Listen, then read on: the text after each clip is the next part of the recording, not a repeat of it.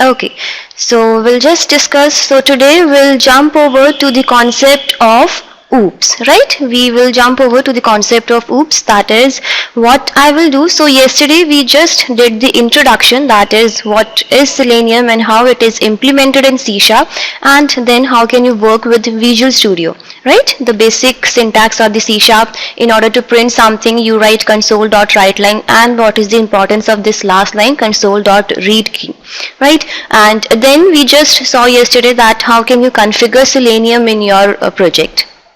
Alright, that is in the references folder you just included the Selenium DLLs, and with just including the Selenium DLLs you were able to write the Selenium code. That is, we just saw how can you open the Chrome browser with just including the Selenium DLLs, right?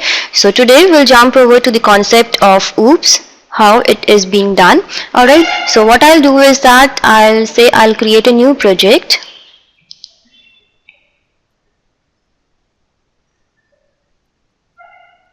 I'll add a console application, say day 2.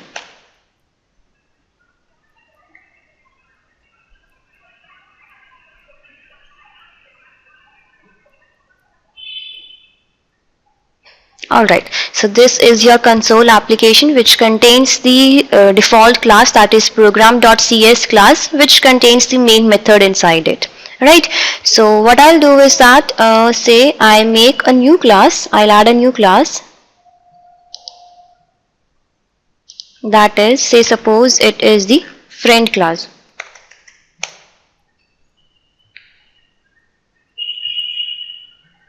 Alright, okay, so I have just created a new friend class. Fine.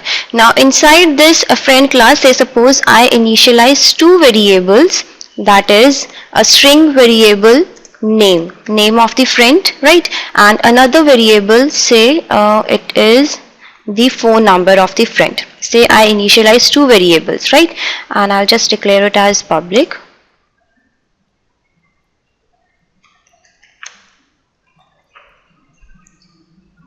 Okay, so these are the two properties which every friend will have, right? The name of the friend and the phone number of the friend. Alright, so now in my main function, program.cs class out here, say now you have to create the object of the friend class. So how do you create the object of the friend class?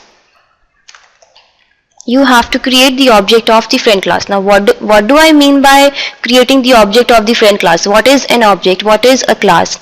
That is, if you have to create the object of any class, you simply write new keyword followed by the name of the class, new friend. So by this you are creating the object of the friend class. Okay, so new friend, what it denotes? It says that you have created the object of the friend class.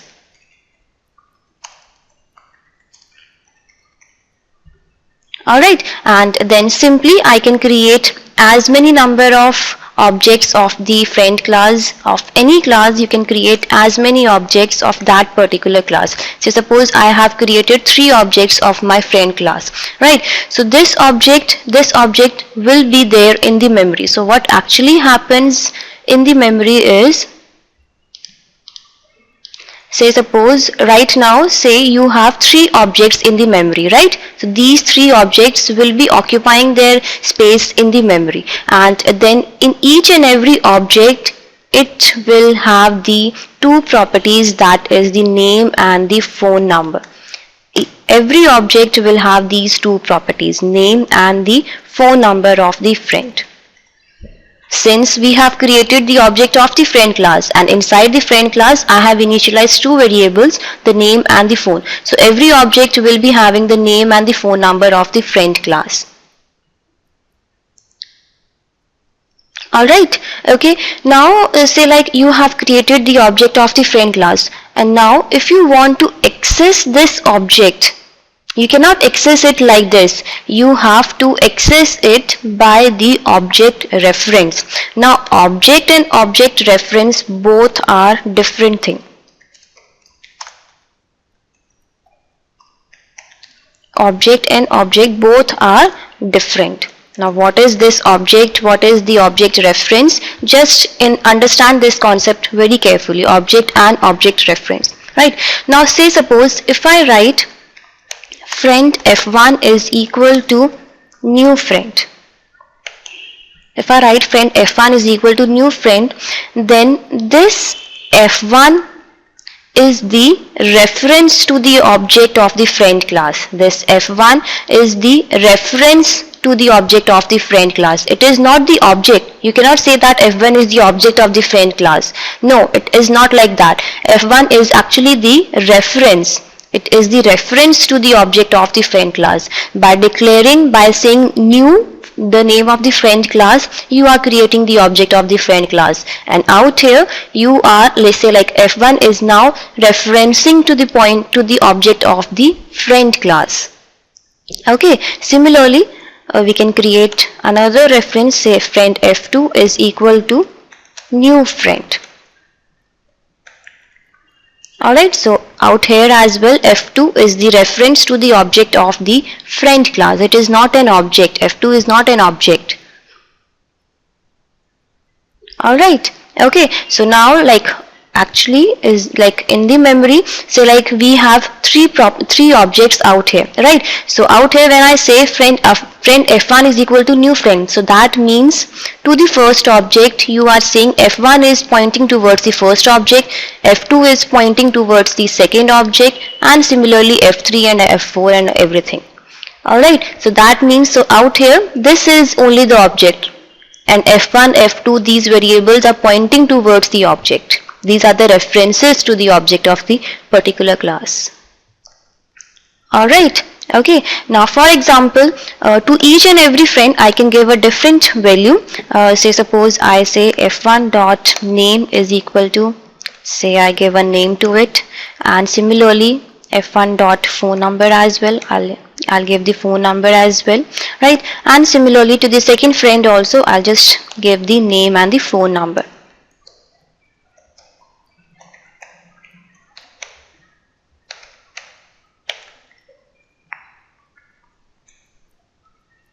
Alright, and then say suppose if I have to print their names and a phone number, you can simply say console.writeLine and f2.name. Alright, and then we'll also write console.readKey in order to read the output. Okay, so now if I run my code,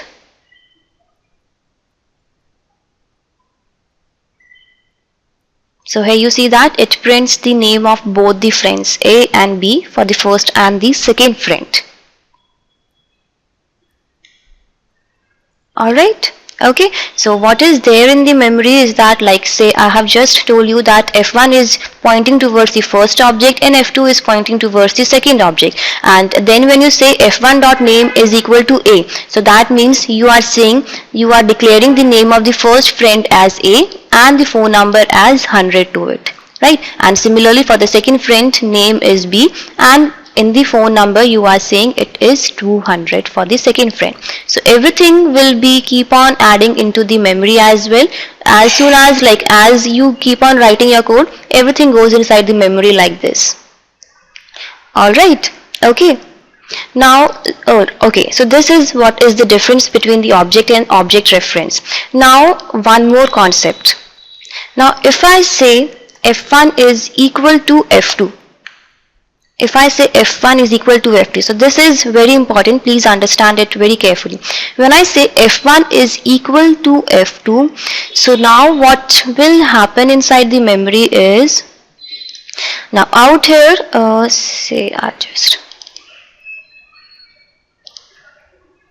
say we have right now two objects with us.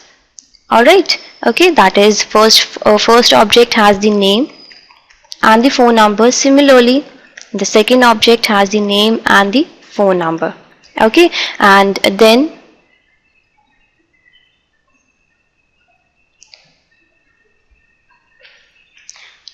f1 is pointing towards the first friend, right? And similarly f2 is pointing towards the second friend. right? Now, so now the concept which arises when I say f1 is equal to f1 is equal to f2. So now what will happen is that you are saying that f1 is equal to f2, so that means f1 will not point towards the first object. It will start pointing towards the second object, which is this. So now f1 will also point towards the object where the second object is being pointed, where f2 is pointing.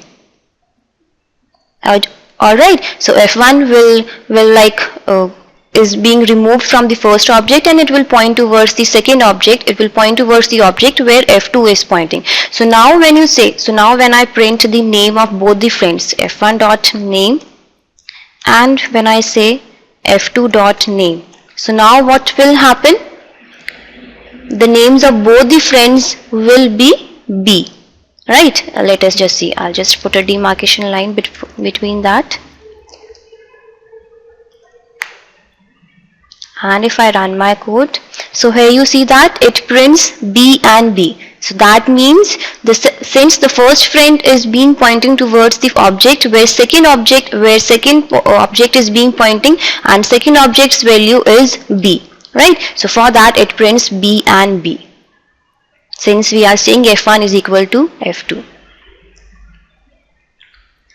Alright, so this is what it is. So this concept is very important. f1 is equal to f2.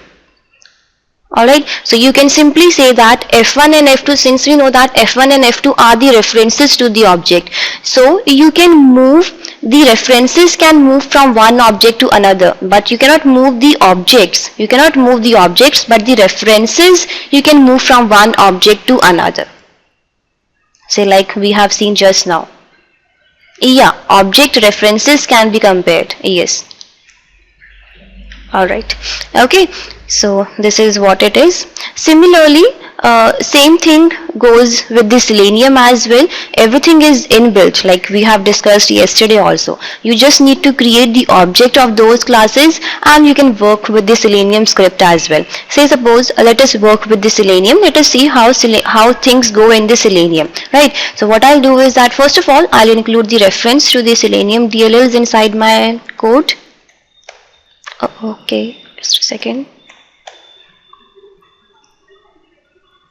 Okay, I'll just install it. So from the Nugget packages, I'm just installing the WebDriver DLLs. I didn't understand, Padma. Same object names where?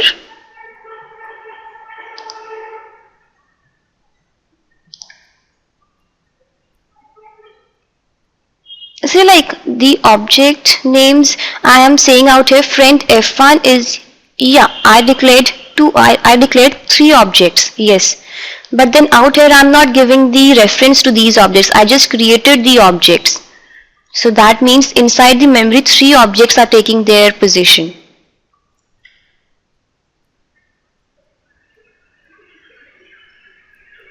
Object names can't be same. Right, object names can't be same. I have, like out here I say f1 is equal to new friend and f2 is equal to new friend. I am declaring 2 objects. So like I'll just comment this code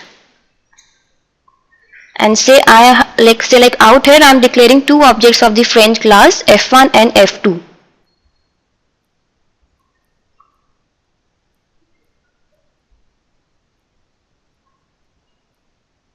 Okay.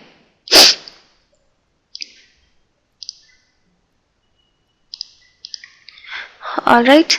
Okay, so what I was discussing, yes, the Selenium DLLs we have included in our code, right? And then, okay, so I'll just create a new class in order to write the Selenium script. Say I'll add a new class, say Selenium Basics.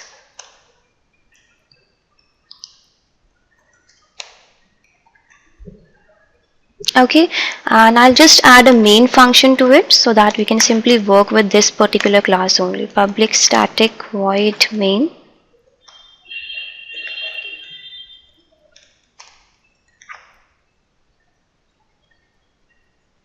Okay, and alright, that we'll discuss. Fine. So So similarly, like as I told you that everything goes with the Selenium as well, you just need to include the classes for it, and everything is inbuilt. Alright, so suppose you want to open the Firefox browser. So how do you write the code for it? And then say like out here, if you, I'll just a second, I'll just show you. If I go to the NuGet packages and I'll just search for the WebDriver DLLs. So out here in the, like from the NuGet packages, it is saying that the version of these Selenium WebDriver is 3.0.1. So it is the latest version of the Selenium that we are working with. And then just a point to just tell you that there are many bugs in the latest version of Selenium.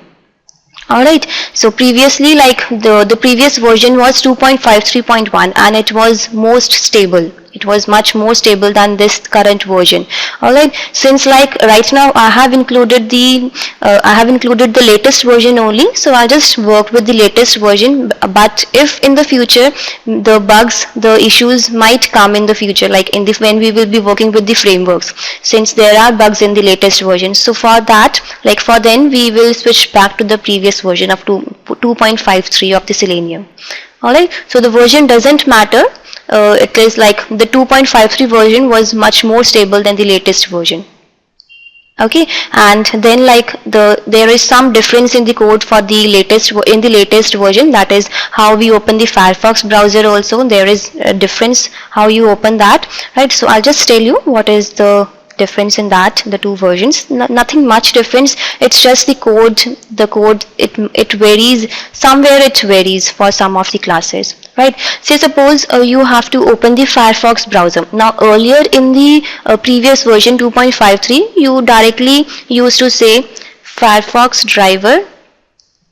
Say I'll include the class for it, openqa.selenium.firefox. That is what I did was I just simply pressed control plus dot and the hints to your class will come, right? That is, you have to include the reference to this openqa.selenium.firefox.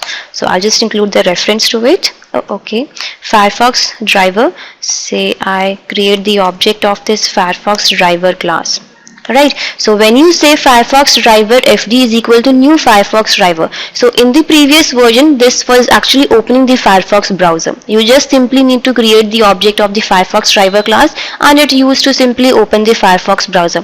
But in the latest version you have to write 3 lines of code. That is, what it is I have to create the object of, first of all, the Firefox driver service class.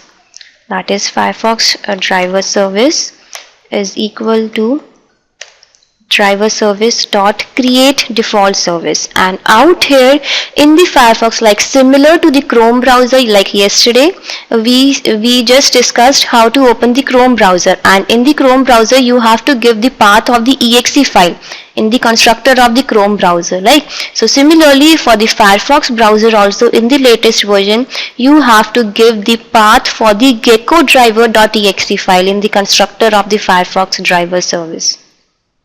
Alright, we have to provide the path to the exe file of the gecko driver.exe file, and then that gecko driver you can just include, you can just download from the official website of Selenium, that is seleniumhq.org.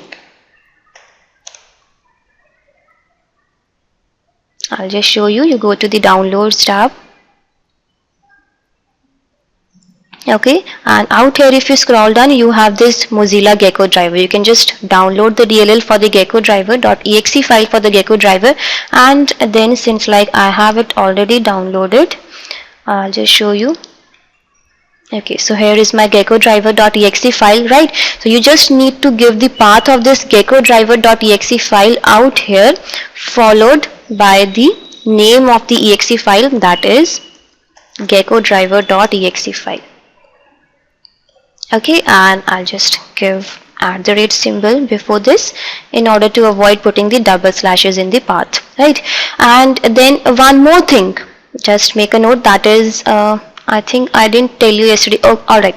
So whenever like you are working with the browsers, all the three browsers, like in the Firefox for the latest version, you have to include the Gecko, the path of the Gecko driver.exe file, right? So in order, like you first of all you have to give the path inside the constructor of the respective class, and then secondly you also have to give the path of this exe file. You also have to set the path of this exe file in the environment variable as well. Alright, that is, I'll just go to the properties of my system, advanced system settings, environment variables, and out here in the system variables you just edit the path variable. Alright, and then in the end you can just, followed by a semicolon, you just give the path of your exe file. Similarly, like for the Gecko driver also, for the Chrome driver also, and for the IE browser also. For all the three browsers, you have to give the path of the exe file.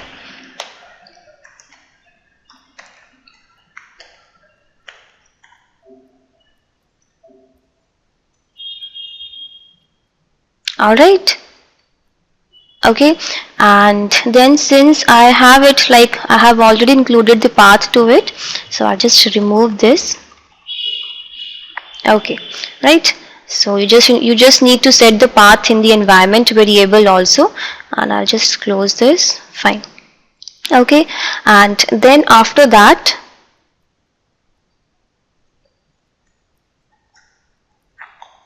you say you have to set the path of the Firefox binary path also. That is, you have to give the path of your Firefox browser, right? So that's there inside my C drive program files. It is Mozilla Firefox, and you have the exe file of the browser, that is firefox.exe.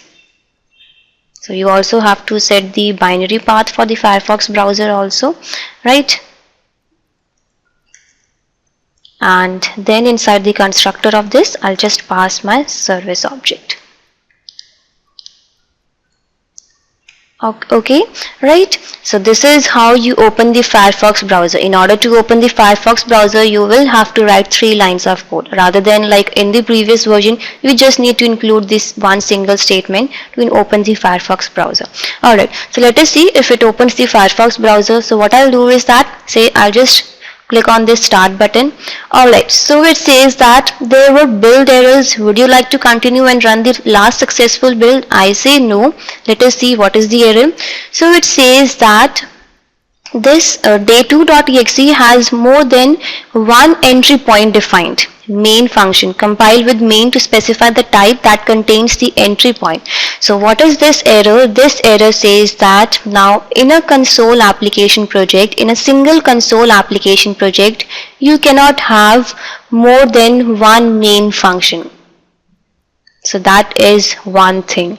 In a single console application project, you can only have one main function. So out here we have in the program.cs file also we have one main function, and the Selenium basics class also I have one main function. So you can have, since you can have only one main function, so you will have to comment one main function. Okay, so I'll just comment this main function of my program.cs class file. Alright, so now if I run my code, so now it has built successfully and is running. Okay, so just hold on. Alright, so you see that is opening the Firefox browser. Just a minute. Yes, so you see that it opens the blank Firefox browser. Since we haven't right now taken it to any URL, so it has opened you the blank Firefox browser. Fine. Alright, so this is how you open the Firefox browser. And similarly, now with this, so out here you have created the object for the Firefox driver object, right? And with this object of the Firefox driver class, that is FD, you can fire many functions with the Firefox browser. That is, out here you see that these are all the functions that you can fire with this object of the Firefox browser class. If you want to find any element by any XPath link, so these all properties we will be discussing from tomorrow, or I think day after tomorrow, when we'll be working with the Selenium, right? So these all properties we'll be discussing. Now say suppose you want to take it to some URL, you want to open a particular URL on the Firefox browser, then for that you have a property, that is URL is the property, right? So out here say I give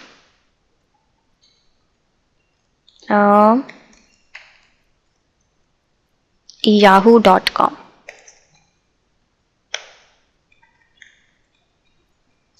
Alright, okay, and then one more thing, just know that you always give the protocol as well, HTTP also. It's necessary whenever you are giving the URL in the, whenever you are giving any URL for any browser. Alright, so now if I run my code, so now it will take you to the yahoo.com website.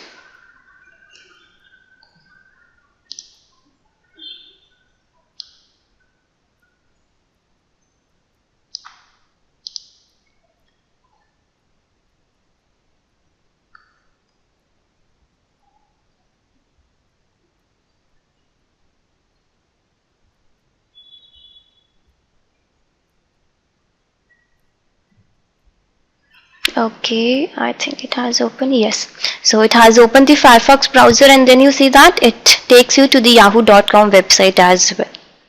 Alright, so this is what it is, how you open the Firefox browser.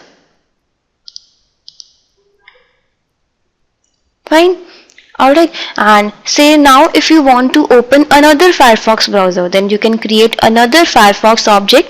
Say for that you have Firefox driver is the class, right? Say ft1 is equal to new Firefox driver. Okay, and then again you will have to like pass the service object to it. Okay, and say that, and say I want to take the second URL, like second browser, to the URL of say HTTP. Say I go to cnn.com. Alright, so now if I run, so now what will happen is it will open two Firefox browsers. Two browsers will be opening up. First will take you to the Yahoo, and second will take you to the CNN website.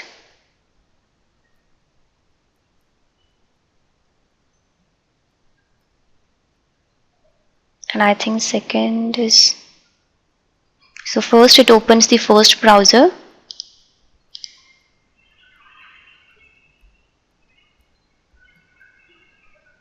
Just hold on.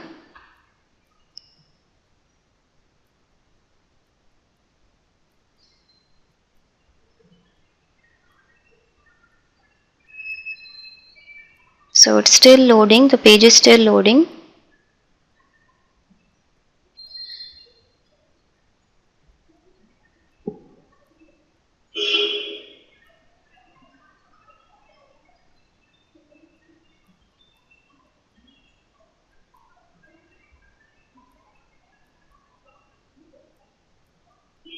Okay, just a minute, it's still loading.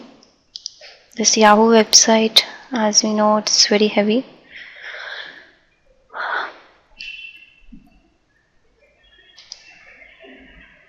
I think, okay, so it has given like you have to again specify the service for the second Firefox browser. I was thinking that only. Alright, so for the second browser also you have to give the service object, and then you can open the second Firefox browser.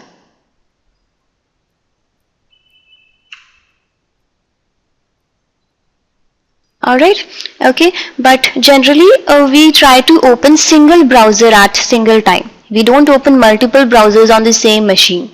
That we don't do. That we do not do. Alright, so this is what it is. So this is like you can open as many instances of the one particular browser, but generally we open one browser only at single time. right? Now similarly there are references for the Opera browser, Chrome browser, IE, Safari, everything. For every browser we have a separate class. Now say suppose if you want to work on the Chrome browser that we have discussed yesterday also, what you will do is that you will simply create the object of the Chrome driver class, right? And you will have to include the class for it, that is openqa.selenium.chrome, right? Is equal to, say I create the object of this class as well, Chrome driver class, and out here in the constructor of the Chrome driver you will have to, yeah, we can declare that outside and you can work with the both the browsers. You can just keep it as public and you can work with it. Yes, Padma, you can do. Alright, and then for the Chrome browser, like we did yesterday also, you have to give the path to the exe file for the Chrome driver, right? So that I'll just include. So out here I have my exe file, and similarly for the Chrome browser also you will have to give this path to the exe file. You have to set this path in the environment variable as well. Okay, so same goes with the Chrome browser and same goes with the IE browser also. Alright, and say suppose you want to open the, you want to take this Chrome browser to the URL of, say I take to timesofindia.com.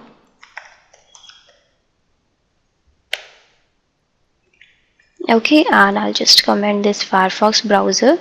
Okay, and then the shortcut for commenting the code is from the keyboard, it is Ctrl plus K plus C. You just press Ctrl, I'll just write over here, Ctrl plus K plus C.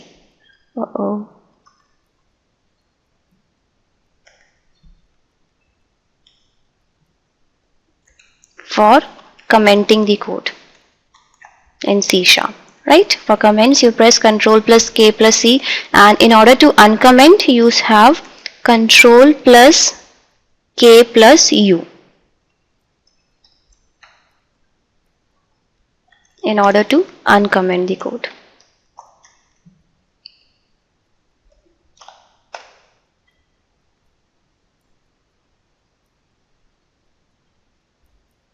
We only have to create one service only. Will, like if you are including, if you have initialized it as public, then only that service will be applicable to all the browsers.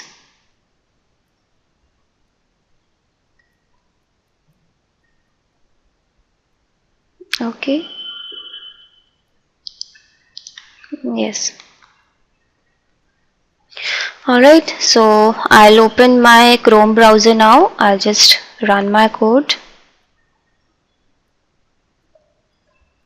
And since this path of the Chrome driver.exe files path also, I have set it in the environment variable. So you also have to do the same. Okay, so you see that it opens the Chrome browser and will take you to the website timesofindia.com.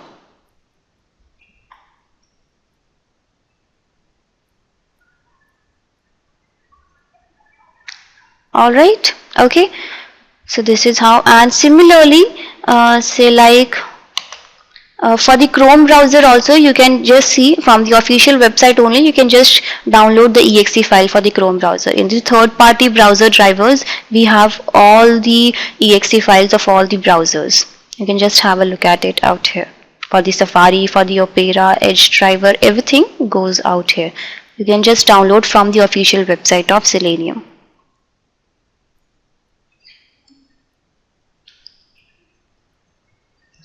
Alright, okay, so this is how you open the Chrome browser. And similarly, if I have to open my IE browser, then for that also you will have to first of all create the object of the Internet Explorer driver class.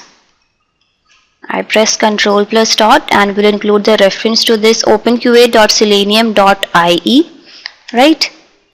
Say it is new Internet Explorer driver.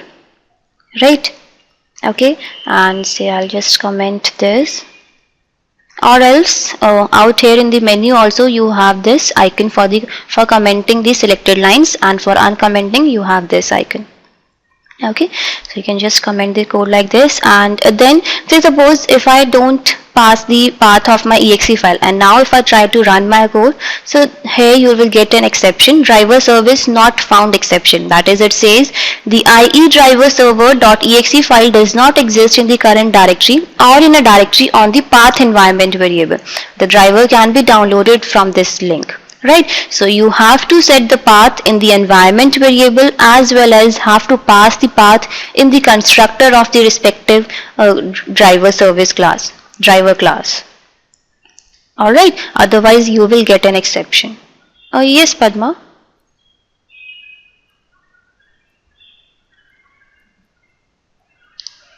For Chrome you didn't specify the path. Where did I not specify the path? I have given the path out here in the constructor, and in the environment variable I am telling you that in the environment variable I have not shown you, but actually I have already set the path. I'll just show you. That is, in the system variables you have to edit the path and you have to include the path for the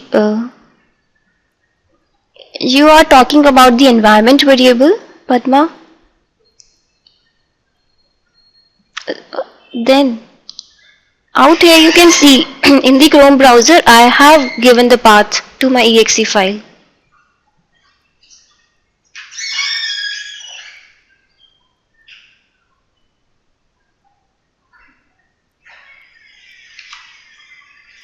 For the Firefox also, for the Gecko driver I have given the path.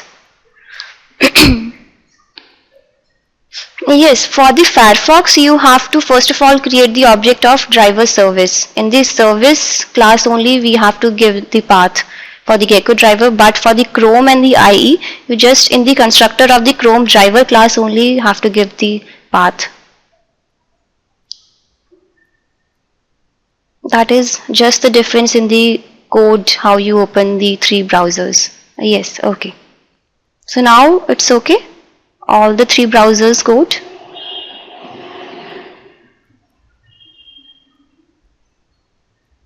Yeah, alright. Okay, right, and similarly for the IE browser also you have to give the path to the exe file. That is, I'll just include the path to it. That's there inside my G drive. Out here you have it, and I'll just include the path over here. And same, you have to give the path in the environment variable also, right? And say out here I say ie.url, say I take it to any website, say bbc.com. Fine. So now I'll just have commented this, and if I run this, oh, so many, just closed all the browsers. So you see that it opens the IE browser now and will take you to the particular URL. Okay, so it takes you to the BBC website.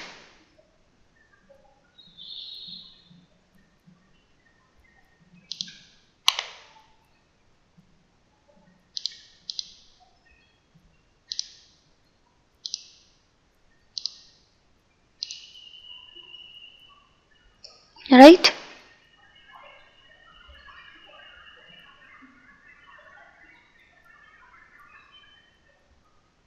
Okay, so this is how you open the IE browser. And then that is, we have seen that with the object of any particular driver class you have many properties that comes with it, and you can, like, when we will be actually working with the Selenium topics, we will be actually going through all these properties. Alright, so this is how you open the IE browser and the Chrome browser and the Firefox browser. So that's all for the Selenium, right? Okay, so now we have successfully seen how to open the three browsers with the help of Selenium, and then we have seen how to create the objects. Okay, so now static and non-static. What is a static and non-static variable or the functions? Alright, Okay, so coming back to the program.cs class, or you can say the friend class. Now out here in the friend class we have two properties, the name and the phone number of the friend, right? Now say suppose I also have one more property, that is public string city it is. Say I also have one more property, the city property, that is where a particular friend lives in. You have to specify the city for that, right? And then in your say I'll just comment this main function of my Selenium basics class, and since now we'll be working with our friend class, right? And then in my program.cs class I'll just uncomment my code. Okay, so out here we have two objects of the friend class, f1 and f2. f1's name and phone number we have declared, and similarly the f2 dot name and f2 dot phone number. Say I say f1 dot city is equal to say I Australia it is. Okay, and similarly say second friend also lives in the same city.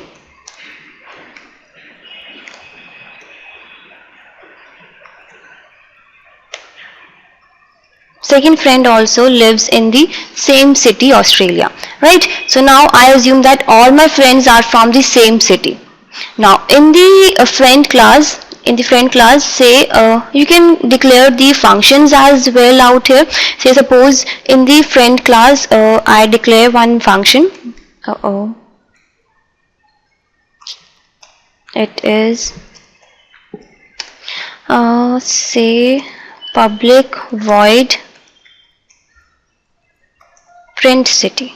I declare one function print city, and out here I just want to print the city of my friend.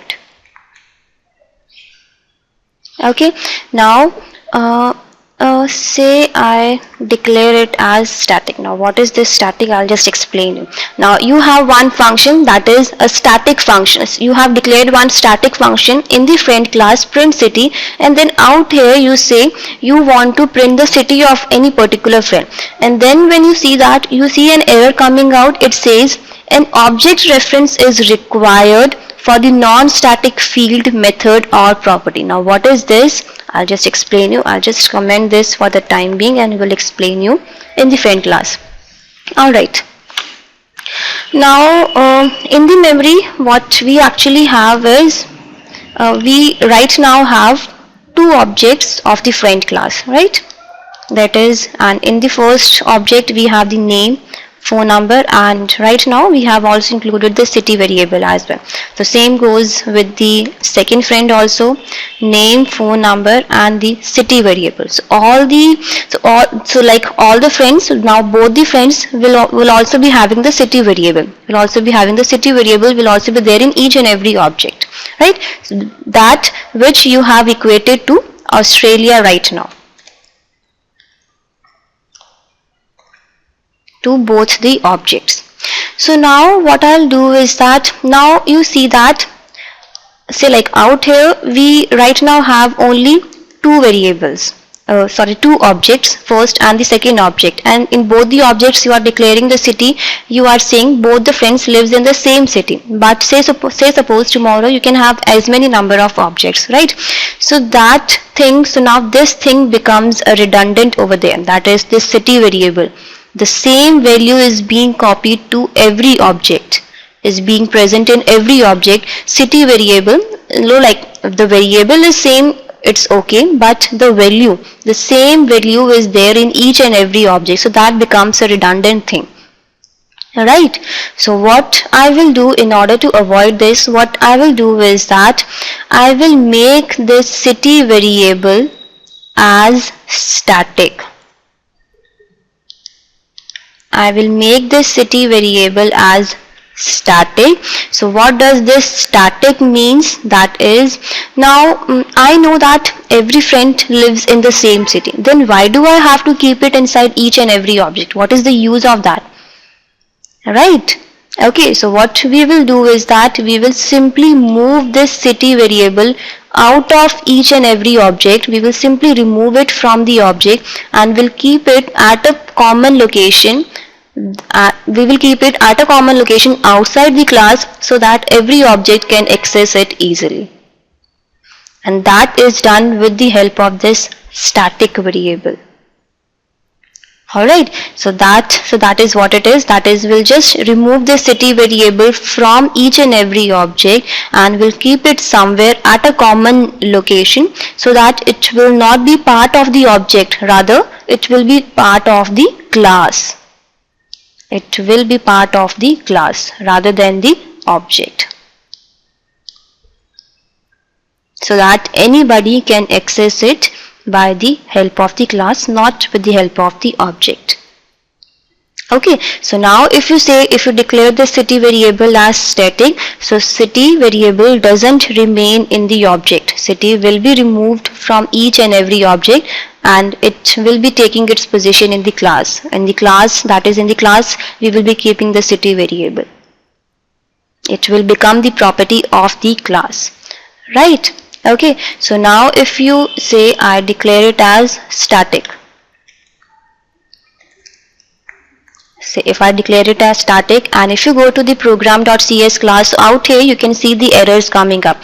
So since we have declared the static, like the city variable as static, so by this now the city is not there in object, it has become the property of the class. So with the help of object you cannot access the city variable, you cannot access the static variables with the object. That is, since now the city variable is not the part of the object, it is the part of the class, right? So in order to access the city variable, you will have to access it with the help of the class friend.city, and you cannot access it with the object name, the city variable, the static variables.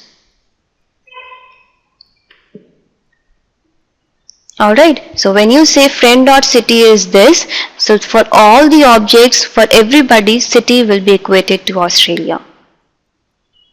Okay, and then you cannot access the name and the phone variable with the help of the class. You cannot access that. You see that the error has come up. It says an object reference is required for the non-static field method or property name variable. You cannot access the name and the phone like this. Static things becomes the part of the class, not the object. Alright. Okay, since these name and the phone number are the non-static variables, these are the non-static variables, but city is a static variable, right? So for that, so static variables can be accessed only with the help of the class itself, not with the object, and non-static variables are to be accessed with the object. They cannot be accessed with the class, so vice versa goes there. Alright, so now if you declare this function as static function, so now you see that the errors don't come up. So out here, why we were getting the error, it is because earlier we only had the city was a non-static variable, and the static functions can only access the static variables, it cannot access non-static variables. Okay, but a non-static function can access both the static and the non-static variables. Okay, so since this print city was a static function, so it can access only the static variables. So for that, when we declared this city variable as static, so now there is no error coming up over here. Okay, so in the main function, if you want to call this print city function, so with the help of the class only you will be calling this print city function.